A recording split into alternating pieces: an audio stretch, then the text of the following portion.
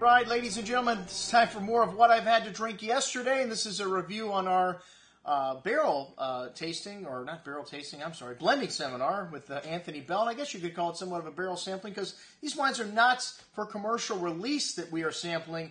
We've done this event, I don't know, 3 or 4 times, always a learning experience for me, and that's why I do these tastings to learn more about wine. It's a 2-part tasting. First, we taste through 10 wines from Bell Cellars, and Anthony makes more than that. We're getting the rosé of Syrah in, because somebody said they wanted it yesterday. And I'm happy to bring in anything that Anthony makes. He's got 35 years of winemaking experience in California alone. That doesn't count his tenure in South Africa, where he's from, and hey, that's where we're happy to be going on our next cruise. Maybe I'll call up Anthony and ask him for some suggestions where we should go and who we should go and see on our Silver Seas cruise next February. That'll be coming out, the announcement for that in days, very soon, I promise. Okay, well, we had a stellar lineup of Anthony's wines in the store, the Pinot Gris, the Sauvignon Blanc, and the Chardonnay, the whites.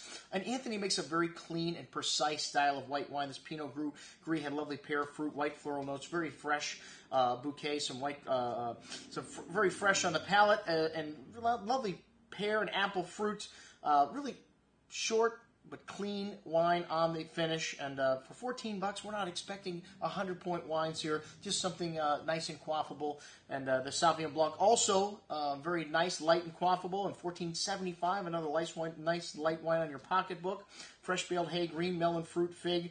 This is the Rosenthal Vineyard. They added a second vineyard on recently to give it a little more texture, but pretty focused wine, that green melon and fig fruit showing. Light salty note to the finish, leaving the tongue salivating for food, one of the things we love about Sauvignon Blanc.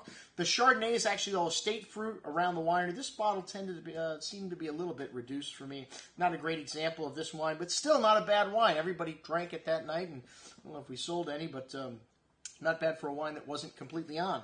The Big Guy Red was up next, and this is a wine they've been making since 1999. It's a blend of Canterbury, Syrah, Merlot, Cabernet, Petit Syrah, pretty much everything that's left over after they finish with all the blends, they throw into the Big Guy. And hey, people like dogs. They like animals, and this has got a picture of their old dog on the label. So a really nice bottle of wine, really pleasant black plum and cherry fruit, some dark spice in the nose, a big and fruity wine on the palate, but with light, nice balance, black licorice spice, and really nice everyday quaffing wine if you like bigger, fruitier red wines.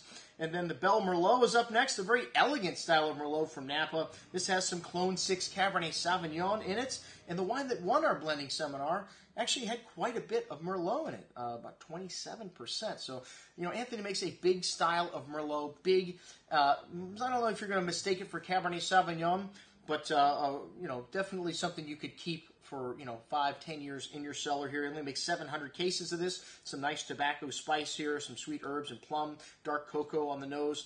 As I mentioned before, a big Merlot, a lot of nice chewy fruit there, and some of that nuance from the nose coming through on the finish. An excellent bottle of wine at $36.75. Hey, we've got all these wines on sale on this offer. Our case price from Bottle One. If you want to check them out, I guarantee you are going to like them. The Bell Claret up next. This is a wine that was inspired by, some people saying the Cabernet is too dry.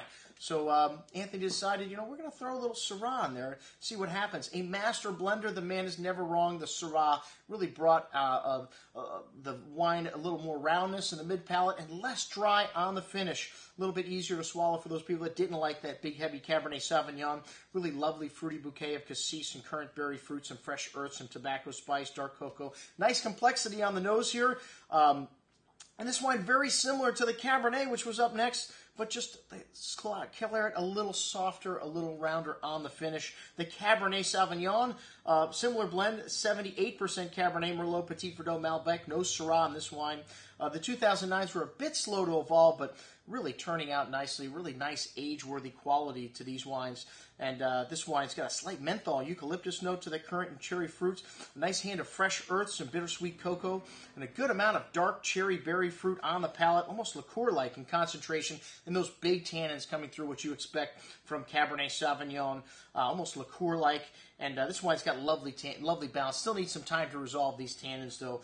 Excellent bottle of Cabernet. I challenge you to find a better Napa Cab for $39. We've got a few on the shelf that are pretty good, but this one will stand up to anything. All right, and then the Clone 6, the Big Dog. This is a specific clone of Cabernet Sauvignon, and this is the point behind our blending seminar. A lot of people don't realize, all Cabernet was not created equal.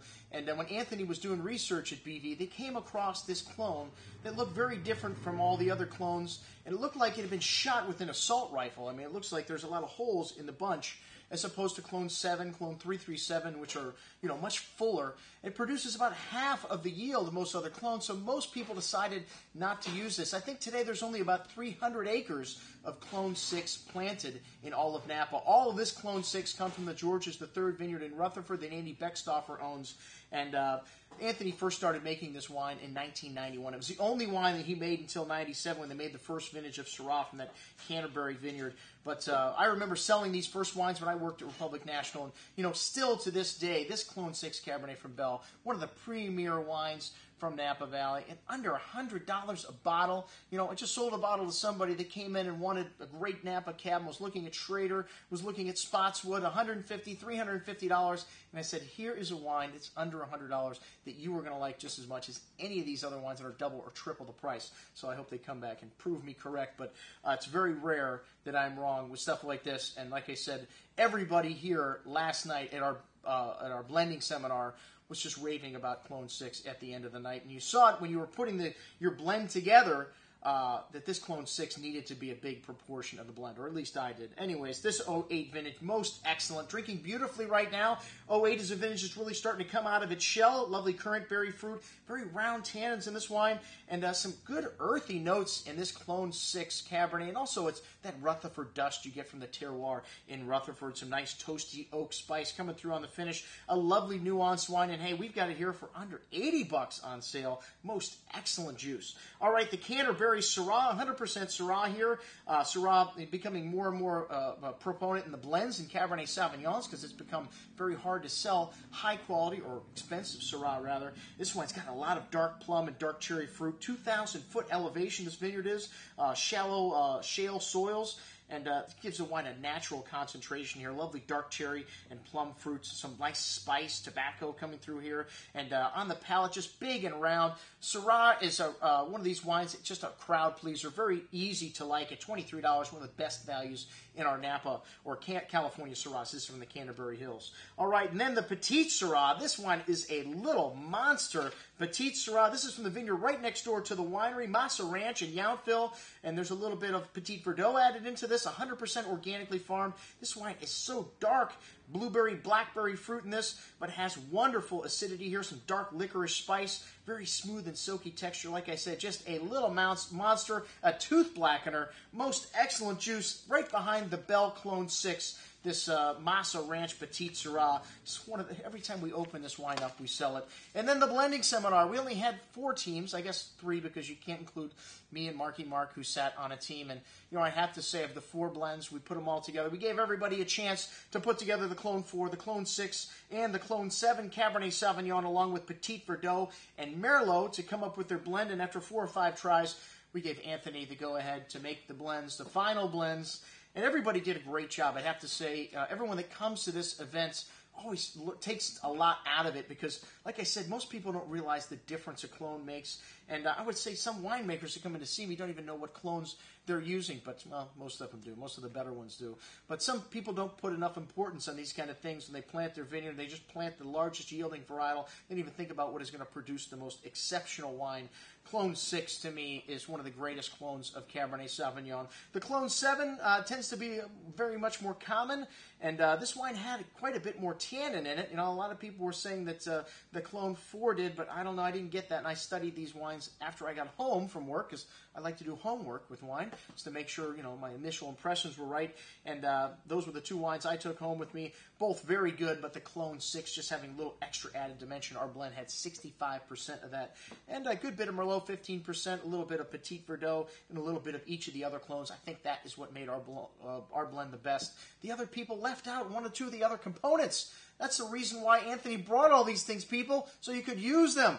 Anyways, a great time was had by all. Thanks to everybody who came out. Thanks again to Anthony Bell, to our Bell Blending Seminar. I'm your host, Andrew Lampasoni, signing off for the Wine Watch, saying, remember, always drink the good stuff first.